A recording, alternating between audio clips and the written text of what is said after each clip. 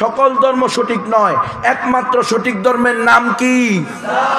মুসলমান ছাড়া আর কেউ জান্নাতে যাবে? এবার আসেন, আমি মন্ত্র কেন পাঠ করেছি? এই মন্ত্র পাঠ করার অন্যতম কারণ, আমি চাই হিন্দুরা, বৌদ্ধরা, খ্রিস্টানরা, ইহুদিরা, নাস্তিকরা, বেঈমানরা সবাই জান্নাতের পথে চলে আসুক, কেউ জাহান্নামে না যায়। এই জন্য মন্ত্র পড়ছি। কেন? আল্লাহ কয়জন? একজন। আল্লাহ কয়জন? সৃষ্টিকর্তা কয়জন? রিজিকদাতা কয়জন? পালনকারী কয়জন? মৃত্যুদাতা কয়জন? হায়াতদাতা কয়জন? সুস্থতাকারী কয়জন? অসুস্থতা দানকারী কয়জন? লা ইলাহা ইল্লাল্লাহ। তরিকা কয়টা? মুহাম্মাদুর রাসূলুল্লাহ। বিধান এক আল্লাহর, পদ্ধতি মুহাম্মাদুর রাসূলুল্লাহ। না আব্রাহাম লিঙ্কনের পদ্ধতি? বিধান আল্লাহর, কিন্তু পদ্ধতি কি? এই গণতন্ত্র নিলে আব্রাহাম লিঙ্কনেরটা নেওয়া হইলো, রসুলেরটাকে বামাত দিয়ে সরাইয়া দেওয়া হইলো, ইমান চলে যাবে।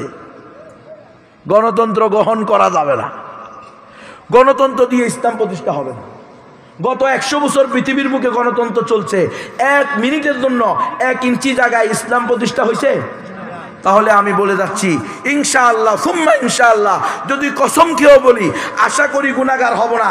আরো 1000 বছরও যদি এই গণতন্ত্র চলতে থাকে, গণতন্ত্র দিয়ে দুনিয়ার সব লোক ঐক্যবদ্ধ হয়ে যায়, একজোট হয়ে যায়, তবুও ইসলাম প্রতিষ্ঠা করা সম্ভব না। ওটের ছিদ্র দিয়ে ওট ঢুকা সম্ভব। হিমালয় পর্বত বাংলাদেশে চলে আসা সম্ভব, বুঝো নাই? আওয়ামী লীগ বিএনপি হয়ে যাওয়া সম্ভব, বিএনপি আওয়ামী লীগ হয়ে যাওয়া সম্ভব, জামাত ইসলাম আওয়ামী লীগ সাজা সম্ভব, আওয়ামী লীগ জামাত ইসলাম সাজা সম্ভব। গণতন্ত্র দিয়ে ইসলাম প্রতিষ্ঠা সম্ভব না। মানলে মানেন, না মানলে 100 বছর গণতন্ত্রের পিছে দৌড়াইছেন, আরো 1000 বছরে দৌড়ান, এরপরে বুঝে আসেন, কোনো লাভ হবে না। যাই হোক, আমাদের আকীদা, আমাদের বিশ্বাস হলো ইসলাম একমাত্র সঠিক ধর্ম। মুসলমান ছাড়া আর কেউ জান্নাতে যাবে? এই অমুসলিমরা কি জান্নাতে যাবে? অমুসলিমরা হিন্দু, বৌদ্ধ, খ্রিস্টান, চাকমা, ত্রিপুরা, বং, খাসিয়া, চাক, লুসেই, খুঁই, ব্রু, মুরুং, মারমা, তঞ্চঙ্গা, মণিপুরা, সাঁওতাল, গারো, যত জাতি উপজাতি আছে। আপনাদের এলাকায় কুলি আছে একটা, না আছে? না নাই? আছে না?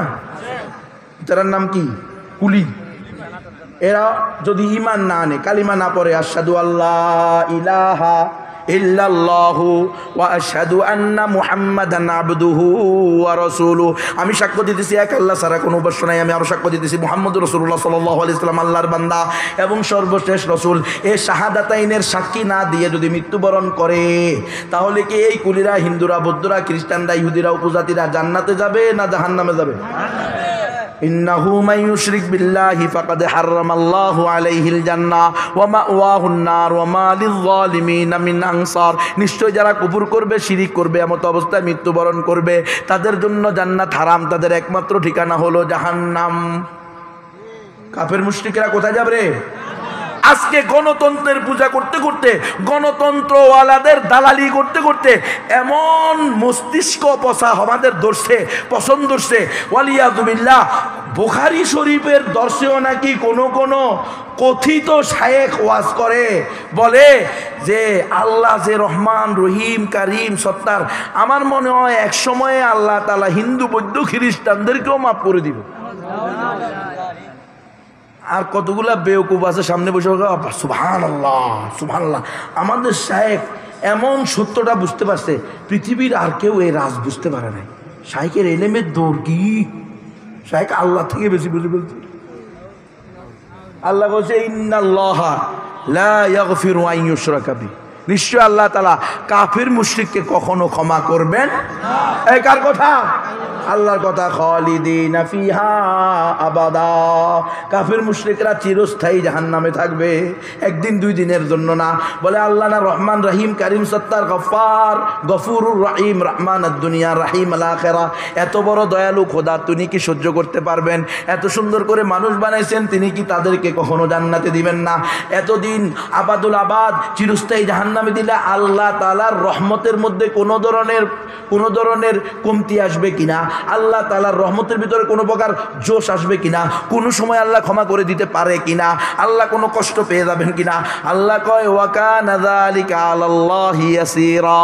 ও কাফেরেরা, ও মুশরিকেরা, ও বেঈমানেরা, যারা মূর্তি পূজা করো, গাছ পূজা করো, মানুষ পূজা করো, পীর পূজা করো, দল পূজা করো, ঈমান বিরোধী, ইসলাম বিরোধী যে কোনো অবস্থায় তুমি তোমার পীর যা বলে সেটাই সঠিক, তোমার শাইখ যেটা বলে সেটাই সঠিক, তোমার উস্তাদ যা বলে সেটাই সঠিক, যদিও সেটা কোরআন বিরোধী হয়, যদিও সেটা সুন্নাহ বিরোধী হয়, তাহলে তুমিও কাফের মুশরিকদের কাতারে। মনে রেখো, এই ধরনের কাফের মুশরিকদেরকে চিরস্থায়ী জাহান্নামে দিয়ে এদেরকে ভুলে থাকা আমার মতো রহমান, রাহিম, করিম, সত্তার, গফফার, গফুরুর রহিম রব্বুল আলামিনের জন্য অতি সহজ। ওয়া কানা যালিকা আলাল্লাহি ইয়াসীরা। আর এই জালেম কয়, ও আল্লাহ বলে এক সময় শাস্তি দিতে দিতে দিতে দিতে কাফের মুশরিকদেরকে বলে মাফ করে দিন। কি শুরু হয়েছে? এই অপব্যাখ্যা, এই তাহরিফ কোত্থেকে আসছে? যাই হোক, তাহলে আমাদের বিশ্বাস হলো ইসলাম একমাত্র সঠিক ধর্ম, মুসলমান ছাড়া আর কেউ জান্নাতে যাবে।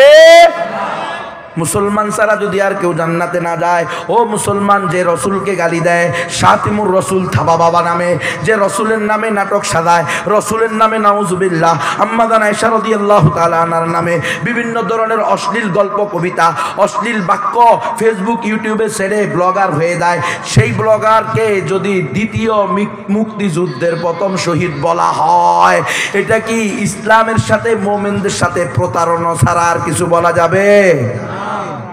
এই কথাও বলছে। কে বলছিল জানেননি? আবুল আহাবের স্ত্রী পালায় গেছে যে ওইটা,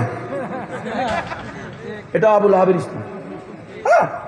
তাব্বাত ইয়াদা আবি লাহাবিন ওয়া তাব মা আগনা আনহু মালুহু ওয়া মা কাসাব সায়াসলা নারান যাতা লাহাব ওয়া ইমরাআতুহু হাম্মালাতাল হাতাব।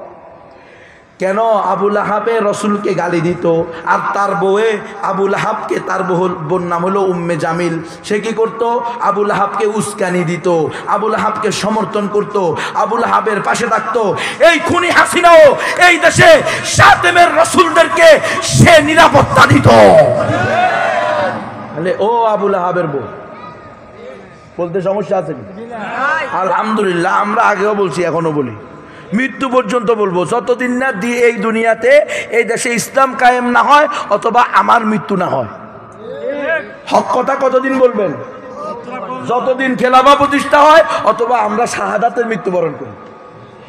আমাদের তামান্নাই তো শাহাদাতের, এই কথা বলে না, আমরা চাই তো শাহাদাতের মৃত্যু, আমরা বিড়ালের মৃত্যু চাই না। হ্যাঁ, আমরা হসপিটালের বেডে মরতে চাই না, আইসিইউতে ঢুকে মরতে চাই না, বোরকোলে মরতে চাই না, ঘরে মরতে চাই না, বিছনায় মরতে চাই না। আমরা চাই আল্লাহর জমিনে আল্লাহর দ্বীন কায়েম করার জন্য আল্লাহর দুশমনদের বিরুদ্ধে জিহাদ করতে থাকবো। এরপর তারা আমাদের শরীরকে ক্ষত বিক্ষত করে দিবে অথবা আমরা তাদেরকে ক্ষত বিক্ষত করে দিব। ফায়াকতুলুনা ওয়া ইউকতালুন। মুমিনের সিফাত এটা বেটা, হয়তো মারবি নইলে মার খাবি। সারা জিন্দগি কর রক্ত দিয়েছি তো আরো দিব, খালি রক্ত দেশ কা কিছু নে। রক্ত দেওয়াও সুন্নত, রক্ত নেওয়াও সুন্নত। আল্লাহু আকবার। কোরআন হাদিসের জন্য প্রয়োজনে মার খাবো, কোরআন হাদিস রক্ষার জন্য, রসুলের ইজ্জত রক্ষার জন্য প্রয়োজনে মার দিব। তো ওই আবুল আহাবের স্ত্রী আবুল আহাবকে শেল্টার দিত। আর বর্তমানে এই বাংলাদেশে গত 16 বছর ধরে নাস্তিকদেরকে শেল্টার দিছে এই খুনি হাসিনা, আওয়ামী লীগ সরকার। আপনারা দেখেন, এদের বিরুদ্ধে যখনই উলামায়ে কেরাম মুখ খুলছে তখনই উলামায়ে কেরামের উপরে তাদের নির্যাতনের স্টিম রুমাল চলছে। কি 13 সাল, কি 16 সাল, কি 21 সাল, কি 24 সাল, সব সময় উলামায়ে কেরামের উপরে নির্যাতন চলছে। আলহামদুলিল্লাহ, উলামায়ে কেরাম নির্যাতন সহ্য করেছে, কিন্তু হক কথা বলা বন্ধ করে নাই। আর এটাই হলো নবীওয়ালা সিফত, এটাই হলো প্রকৃত ওয়ারিসের পরিচয়। স্বর্ণ পুড়াইলে কি নষ্ট হয়? আরো খাঁটি হয়, যত পুড়াইবা তত খাঁটি। মোমেনকে যত শাস্তি দিবা, যত বিপদে বালাইবা, যত মুসিবতে বালাইবা, যত গুম করবা, যত খুন করবা, যত পিটাইবা, রক্ত প্রবাহিত করবা, কষ্ট দিবা, মোমেনের ইমানের পাওয়ার আরো বাড়তে থাকবে, আরো বাড়তে থাকবে, আরো বাড়তে থাকবে। এমন পর্যায়ে যাবে আলহামদুলিল্লাহ জালেমা পালাইবারও রাস্তা খুঁজে পাইবা না।